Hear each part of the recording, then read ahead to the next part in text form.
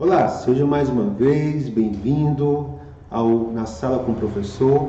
É muito prazer tê-los de volta para a gente conversar mais sobre filosofia e dessa vez a gente vai tentar esclarecer pontos sobre o existencialismo, que é uma unidade do material didático que vocês têm disponível para o estudo.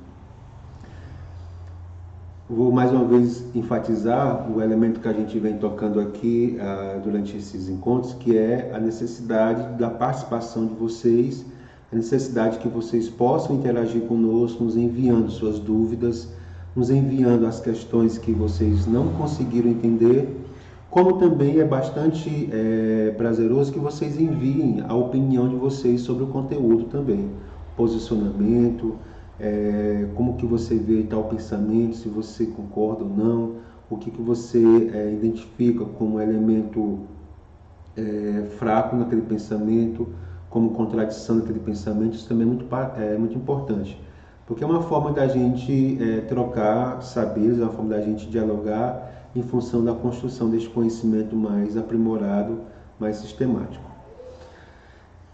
O existencialismo é uma corrente do pensamento filosófico determinada a pensar a existência a partir da sua relação com o mundo. Essa corrente filosófica ela é uma corrente que tem uma essência ímpar perante as demais correntes do pensamento, porque dentro da trajetória histórica do pensamento filosófico, pela primeira vez, o homem começa a olhar para a existência, tomando como elemento fundamental a condição da liberdade, e ao mesmo tempo, quando ele assume essa ideia de liberdade, ele pensa no que pode a existência. Quando ele pensa no que pode a existência, ou até onde a existência se expande na questão da sua autoafirmação, da sua autonomia, ele encontra o elemento que está inserido na existência, que é a questão do trágico, que é a questão da morte, que é a questão da finitude. Então, é um pensamento diferenciado porque há uma necessidade de voltar a entender o sentido de estar no mundo. Qual o sentido de estar no mundo? Então, se os gregos estavam preocupados com o cosmos, se depois disso, entre o período antigo e a medievalidade, houve uma necessidade de pensar questões como o bem viver, como o carpe diem, como o que é a virtude, o que é a bondade. E se no período medieval a grande questão era Deus, a verdade enquanto Deus, e na modernidade a grande questão era a razão, na contemporaneidade nós temos, no século XIX, nós temos uma grande preocupação, que é a existência. Qual o sentido da existência? Então, o que marca o pensamento existencialista é essa pergunta. Qual o sentido da existência? Qual o sentido do ser no mundo? O que vale a vida? Como a vida deve ser relacionada dentro dessa necessidade de expansão, dentro dessa necessidade de afirmação? E, ao mesmo tempo, como é que essa afirmação vai se relacionar com a condição de liberdade? E se essa liberdade é algo do sujeito, como o sujeito se relaciona com a ideia de Deus? Porque aí faz sentido a frase de Sartre: se Deus existe, nada é permitido, ou quase nada é permitido. Essa frase de Sartre, ele está tentando justamente especular sobre um elemento crucial, que é a autonomia do existente. Porque se Deus existe, a liberdade ela condiz não ao sujeito, já que há uma certa determinação da sua existência, porque esse Deus que é onisciente, onipresente, onipotente, ele já tem toda a dimensão de início e fim da própria existência. Então é como que tudo já tivesse dado. Logo, o que ele faz é simplesmente cumprir o que já está determinado. O que ele faz é simplesmente trilhar o caminho que já foi determinado.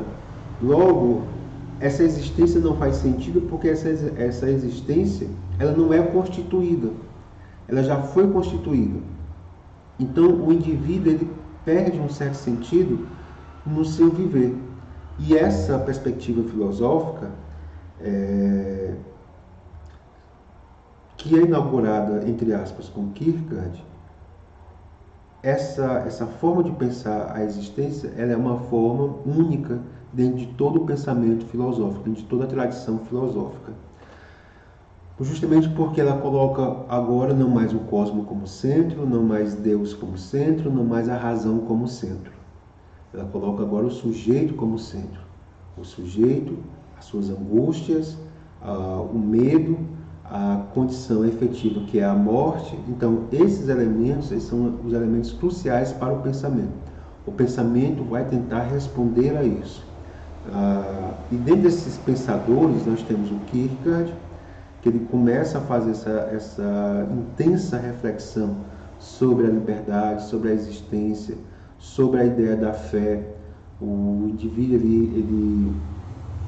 ele busca essa percepção de felicidade, essa condição de felicidade, mas ao mesmo tempo essa condição de felicidade que pode trazer ao indivíduo a realização, ela não ocorre porque a finitude da existência, a condição trágica da existência, ela não permite que esse indivíduo alcance essa dimensão de totalidade.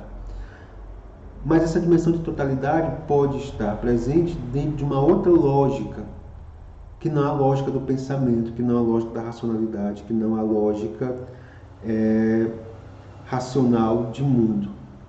E é nesse momento da necessidade de escapar essa lógica do mundo que há a possibilidade de uma realização plena, mas não dentro desse campo dessa existência, mas a partir de uma outra concepção, que é a concepção da fé, que liga o homem a uma totalidade que é Deus. E aí Kierkegaard apresenta a dimensão da fé como um salto, a fé como aquele elemento de uma decisão do homem perante a sua condição livre e, ao mesmo tempo, perante essa condição de necessidade de estabelecer um centro para a sua existência. É necessário que o homem estabeleça um centro para a sua existência, é necessário que ele faça uma escolha. Ele tem que fazer uma escolha perante a própria existência que se apresenta como possibilidade. Então, essa é a grande questão da angústia que a existência traz ao homem. O homem é um ser de possibilidades. E este ser se apresenta de várias formas. E é necessário que o homem possa definir uma forma. É nessa questão que, segundo Heidegger, de decidir, de tomar a decisão, de ter que afirmar a sua existência, de ter que se afirmar perante o que está, que é o Dasein, que é o ser no mundo, é essa condição, para Heidegger, que é a condição de infelicidade ou a condição de redução da existência. Porque, para Heidegger, no momento que eu faço uma escolha, eu me fecho a todas as outras possibilidades que eu poderia ter escolhido. Então, se eu tenho aqui 10 objetos para que eu possa escolher, no momento que eu escolho um desses objetos, eu me fecho aos outros 9 objetos. Eu escolhi esse objeto. Então, esse objeto é o objeto que agora vai estar interligado à minha condição existencial. Nessa configuração de pensamento, surge a ideia da angústia, surge a ideia da dimensão inquietante perante a existência, porque decidir, tomar decisões é um elemento que exige do indivíduo uma autonomia, que exige do indivíduo um esclarecimento, que exige do indivíduo uma percepção perante a existência. Por isso que essa corrente filosófica, uma das grandes qualidades dessa corrente é estabelecer essa centralidade do indivíduo perante a vida. É estabelecer essa necessidade que o indivíduo tem de assumir o seu papel existencial, tomar para si a responsabilidade da condução da sua existência, não entregando ao outro esta condução. Ele é um ser responsável por si. Ele é um ser responsável por suas escolhas. E aqui Sartre, que é uma das outras personalidades dessa corrente filosófica, que é um dos grandes também filósofos que contribuíram para o pensamento existencial, Sartre vai colocar justamente essa necessidade da autonomia, essa necessidade de afirmar a liberdade, porque essencialmente o homem é liberdade. Essencialmente o homem ele vivencia essa condição de liberdade, e essa condição de liberdade é a sua sentença, é o seu castigo. O homem, ele é liberdade. E ele não pode não ser liberdade. E essa configuração, essa percepção é que traz ao homem uma angústia perante o viver, porque ele tem que assumir a sua condição de liberdade. Só que surge uma consciência aqui extremamente importante dentro desse movimento filosófico, porque é uma consciência que vai atingir o outro e perceber o outro como condição também de finitude, mas ao mesmo tempo esse outro que é condição de expansão perante a liberdade, perante as possibilidades. Então eu tenho um sujeito e eu tenho um outro sujeito. Os dois sujeitos são por si liberdades, se afirmam na liberdade. Só que, como eu tenho um sujeito, o outro sujeito e vários outros sujeitos, então como é que eu poderia pensar a sociabilidade, a sociedade, já que eu teria agora que pensar todos esses sujeitos e sua potência de liberdade, e sua potência de afirmação da liberdade. Então, nesse exato momento, eu teria um certo conflito entre essas liberdades. Perante isto, Sartre propõe a condição de responsabilidade, que é uma condição cara e muito importante à filosofia da existência, ou ao existencialismo.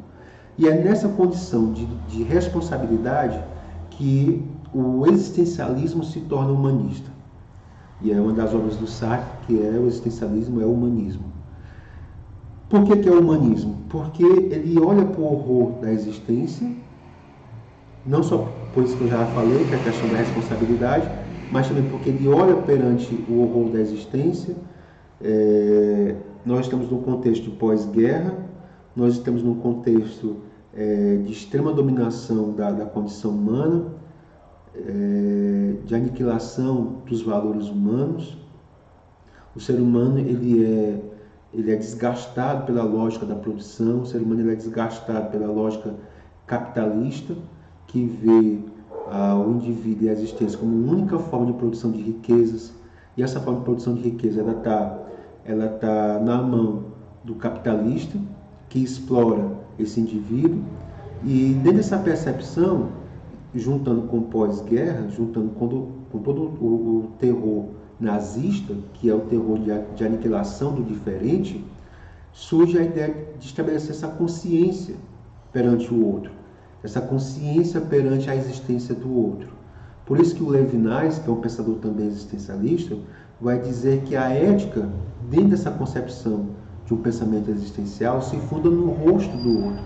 O rosto do outro é o imperativo que me diz não matar, não roubar. É o rosto do outro que estabelece a necessidade de acolhimento do outro. Então são essas as posturas dessa reflexão que vai estabelecer um humanismo dentro dessa corrente filosófica. Essa é a categoria mais crucial, mais importante que a gente deve perceber quando formos fazer a leitura do material. É entender que o existencialismo ele parte por essa pressuposição da existência humana como centro, e essa existência humana como centro ela deve ser afirmada para que o indivíduo possa ter perante a existência uma condição de autonomia e uma condição de realização. E é justamente essa condição de realização que muitas das vezes levou a uma concepção de que o existencialismo é um ateísmo. Porque o indivíduo ele nega nessa proposição, nessa lógica, ele nega aquilo que antecede e estabelece a ideia de Deus como a ideia de nada, como fez o Sartre.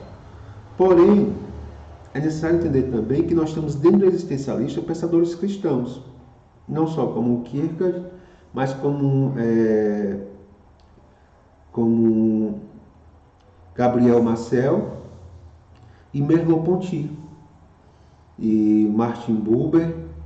Então esses outros pensadores, eles nos dão uma outra percepção sobre a condição do existencialismo, já nessa figura de a necessidade de um salto. Então você tem uma percepção que encaminha o indivíduo para uma condição de salto, para uma condição da fé. Porém, essa condição da fé, diga-se de passagem, ela não garante ao indivíduo uma certeza. Ela é, na proporção de Kierkegaard, de um salto, ou na proporção dos outros pensadores, ela é uma aposta, ela é uma decisão.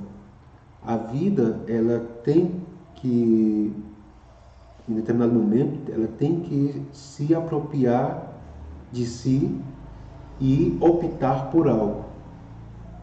E essa opção, agora sim, essa opção é bom que se diga que ela não é uma opção alienada. Ela não é uma opção, entre aspas, irracional. O indivíduo, ele faz as suas opções dentro de uma racionalidade. Isso é importante que se diga.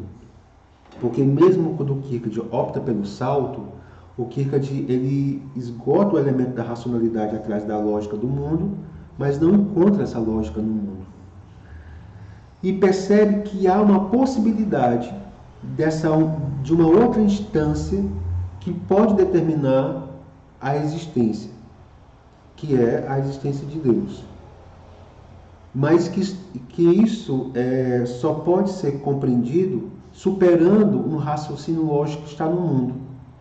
Então, é a ida a uma condição que não é tão segura, mas que eu aposto, eu salto, eu acredito que é uma possibilidade. Então, quando a gente pega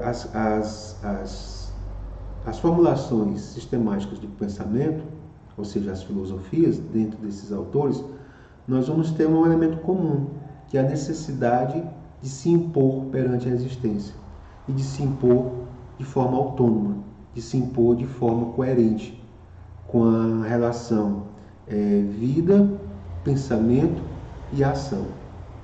Então, há uma necessidade de uma coerência entre esses três elementos.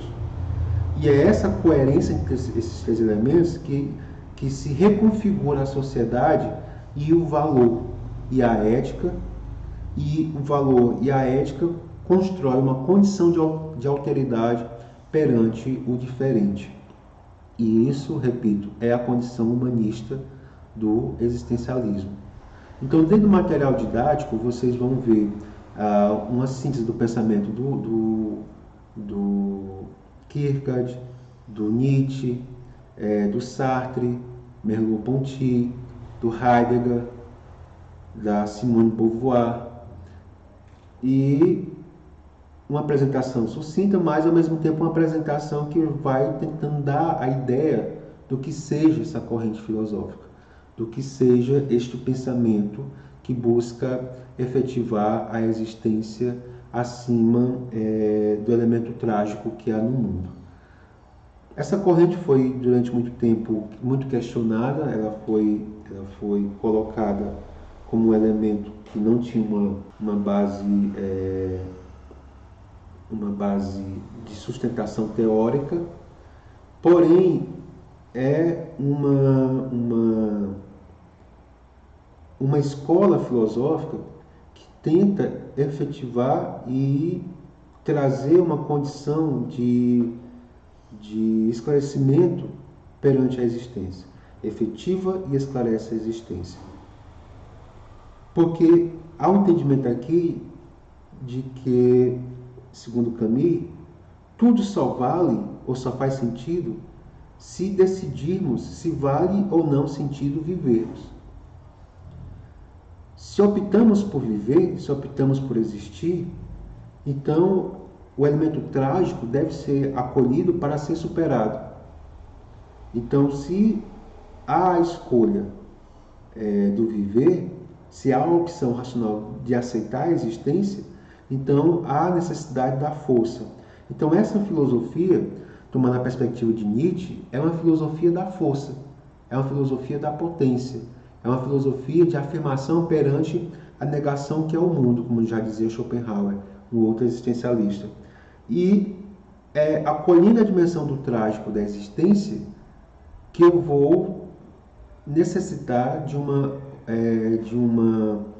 uma ação potente para que eu possa me resguardar enquanto indivíduo existencial perante o trágico. E é acolhendo o trágico no sentido de acolher no sentido do entendimento que eu posso me relacionar com o trágico. Então, são esses elementos que fazem dessa filosofia, deste pensamento, um pensamento humano, um pensamento que busca trazer ao indivíduo um contentamento, que busca trazer ao indivíduo uma condição de força existencial. Porém, é necessário que vocês façam a leitura. Essa fala não é uma fala expositiva da leitura, contextualizando aquela leitura. A ideia aqui é colocar alguns elementos para que vocês possam ter outras chaves importantes para que possa auxiliar na sua leitura. Eu não fiz aqui uma exposição do conteúdo que está na apostila, porque eu vou esperar que isso seja feito por vocês e que vocês possam, futuramente, após a leitura, nos enviar questões, e aí assim, a gente pode voltar a um outro vídeo na sala com o professor para justamente irmos aos pontos específicos do material didático, tá bom? A proposta é muito mais essa hoje, é de fazer uma exposição sobre o existencialismo, mostrar os autores, no caso, a gente tem a figura do Kierkegaard como uma figura muito importante, como aquele que sistematiza e por isso recebe o título de iniciador do pensamento existencialista. Nós temos a figura do Sartre, que é uma figura que cria toda essa reflexão agora nova sobre a questão da liberdade, da responsabilidade, da ação política, de perceber a questão das condições econômicas que o indivíduo está inserido, e outros pensadores como Heidegger, que também é muito importante dentro dessa percepção da filosofia existencial. No mais, desejo que vocês possam aprofundar essa leitura, desejo que vocês possam fazer as leituras e que dessas leituras esse conhecimento possa ser germinado e que a gente aqui possa fazer um diálogo mais enfático sobre o conteúdo didático. Bons estudos e vamos nos encontrar no próximo na sala com o professor. Até mais.